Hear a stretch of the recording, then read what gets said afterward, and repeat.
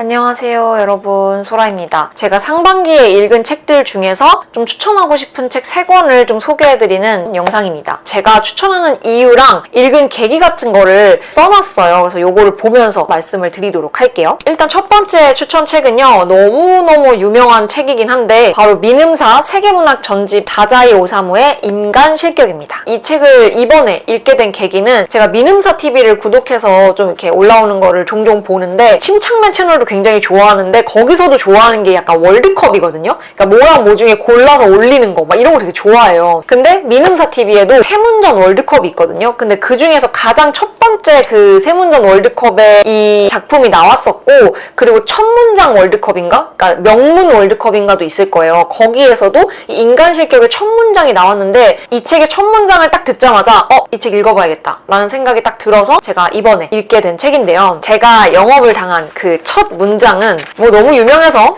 알고 계신 분도 많을 텐데, 부끄럼 많은 생애를 보냈습니다. 저는 인간의 삶이라는 것을 도무지 이해할 수 없습니다. 라고 시작을 합니다. 벌써부터 뭔가 확 구미를 당기지 않습니까? 저는 이 첫 문장을 듣자마자 우리나라의 윤동주 시인이 좀 생각이 났거든요. 제가 윤동주 시인을 좀 좋아하는데, 윤동주 시인도 죽는 날까지 하늘을 우러러 한 점 부끄럼 없기를, 잎새에 있는 바람에도 나는 괴로워했다 라는 서시에 너무너무 유명한 명문이 있잖아요. 또 제가 이걸 다 읽고 나서 찾아보니까 윤동주 시인과 시기가 좀 겹쳐요. 근데 다자이 오사무가 아마 좀 더 뒤일 거예요. 전후에도 일본 사회가 반성하지 못하고 현타를 오게끔 만드는 이제 세태들을 보면서 머리가 아파오는 다자이 오사무와, 그럼에도 불구하고 너 뭐 하지 마 이러면 알겠어 이러고 뭔가 그냥 쉽게 수긍해버리고 사회에 그냥 젖어 들어가면서 살아가는 그런 본인의 모순적인 모습을 굉장히 힘들어했던 그런 사람이에요. 그래서 이 책은 좀 자기 파괴적이기도 하고 되게 우울하거든요, 솔직히 말해서. 호불호가 좀 갈릴 책인데, 그래도 보고 나면 왜 이 책이 아직까지도 많은 청년들에게 사랑을 받고 있고 공감을 불러일으키고 있는지 좀 이해가 돼요. 우리가 가끔 누군가에게 위로를 받을 때 그 사람이 해주는 말에 위로를 받을 때도 있지만, 나와 비슷한 처지에 있는 사람을 보고서도 우리가 위로를 얻기도 하잖아요. 누군가는 그게 되게 안 좋다라고 이야기를 하기도 하는데, 왜냐면 어떻게 보면 남의 불행을 통해서 내가 위안을 받는 거니까 안 좋게 보기도 하는데, 이 책을 통해서 보다 더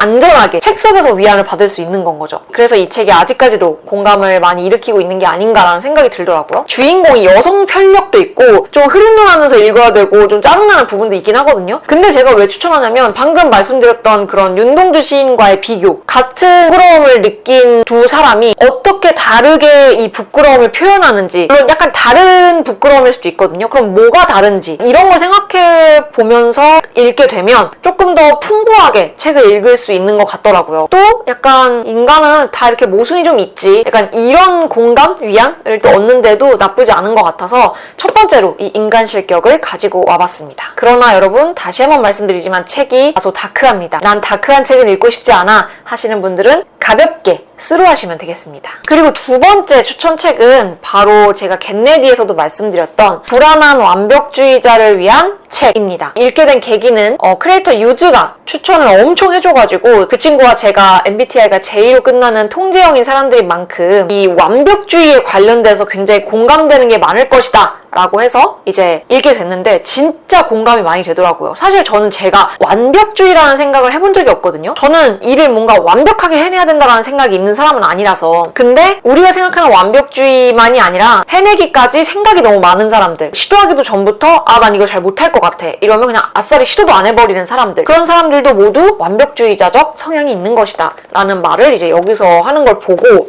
나도 약간 그런 성향이 있는 게 맞네 라는 생각을 하고 집중해서 읽게 됐고요. 굉장히 공감이 되는 부분이 많았거든요. 책은 뭔가 제가 느낀 거를 이야기하기에는 좀 너무 많기도 하고 약간 애매하니까 제가 표시해놓은 부분들 중에서 인상 깊은 부분 3부분을 좀 뽑아봤거든요. 그 부분을 읽어드릴게요. 그러나 완벽주의의 원칙들은 주로 두려움에 관한 것이다. 그 원칙들은 당신에게 닥칠 혹은 영원히 닥치지 않을 두려움으로부터 자신을 보호하기 위한 것이다. 자신이 진심으로 원하고 필요로 하는 것을 잃는 대가로 치르고서라도 라는 말이 있습니다. 이걸 보고 내가 진짜 원하는 것들을 툭툭 그냥 놔버린 경우가 정말 많았구나 라는 걸 좀 느낄 수 있었고요. 이 페이지 자체가 진짜 다 공감이 되는 부분인데, 노트를 꺼내 당신을 설명할 수 있는 단어 3가지를 적어보아라. 바로 당신이 쉽게 이름 붙인 꼬리표들이다. 불안한, 우울한, 단정한, 착한, 성실한, 똑똑한 사람이라며 다양한 꼬리표들로 스스로를 규정한다. 다른 사람들에게도 똑같이 적용한다. 자기 자신과 다른 사람을 특정 단어로 설명하는 것 역시 일관성의 덫에 걸려드는 것이다. 스스로에게 붙인 꼬리표들이 당신의 행동과 관점에 어떤 영향을 미치는지 생각해보길 바란다. 아마도 당신은 내향적인 사람이라서 파티에 가지 않을 것이다. 직업의식이 투철한 사람이라서 가족과 함께하는 시간을 희생해가며 일을 끝낼 것이다. 성공 지향적인 사람이라서 목표와 상관없는 일에 시간을 허비하면 게으른 사람이 된다. 스스럼 없이 꼬리표를 붙이는 것 자체가 문제가 아니라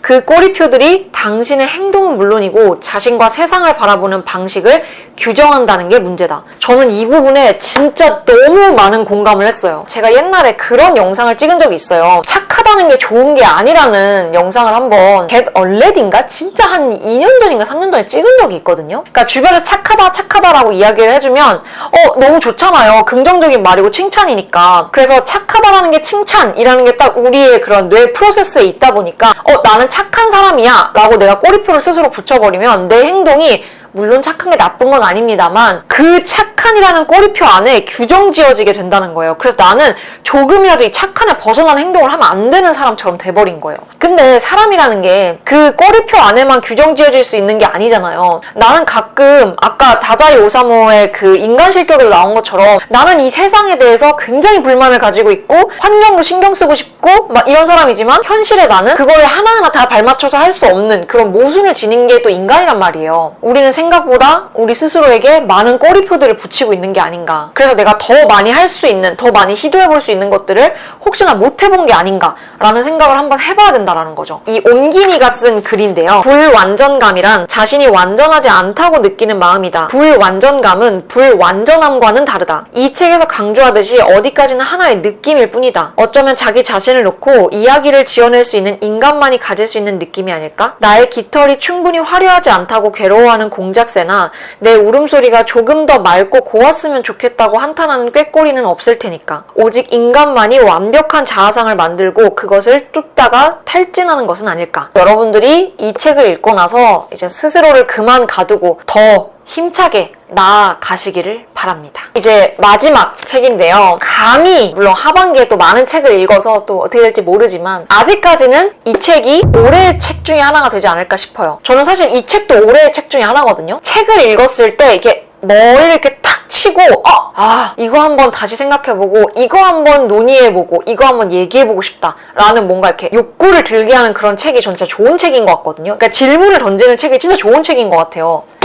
이 책입니다. 금서기행이라는 책이고요. 김유택 작가님이 쓰신 책입니다. 이 책을 읽게 된 계기는 북튜버이신데 편집자 K님 그분의 6월 추천책 영상을 보다가 이 책에 대한 설명을 딱 듣는데 일단 첫 번째 금서 그럼 금지된 책이라는 뜻이잖아요. 너무 흥미롭지 않아요? 전 세계에 금지된 책들에 대해서 적어놓은 책이에요. 그래서 안에 굉장히 많은 책들을 다루고 있거든요. 일단 그런 것도 너무 흥미로운데 두 번째 뒤에 신영철 평론가의 추천사가 있습니다. 제가 개인적으로 신영철 평론가를 정말 좋아하는데요. 제 서울국제도서전 영상을 보셨다면 또 아실 수도 있어요. 그분이 추천한 책이다? 엔간하면 맞아요. 그래서 딱 시도를 했는데 역시나 너무너무 좋은 책이었습니다. 이것도 사실 너무 많은 책을 다루고 있어서 하나하나 뭔가 이렇게 줄거리를 설명드릴 내용은 없고요. 이 중에서 제가 좀 임팩트 있게 느꼈던 것들에 대해서 좀 말씀을 드려보면 좋을 것 같아요. 191페이지 정치적 올바름에 관련된 내용이 나오는 데가 있어요. 레이 브래드버리라는 작가가 쓴 화씨 451 여기 나와 있는 대로 읽어드리면 실제로 화씨 451은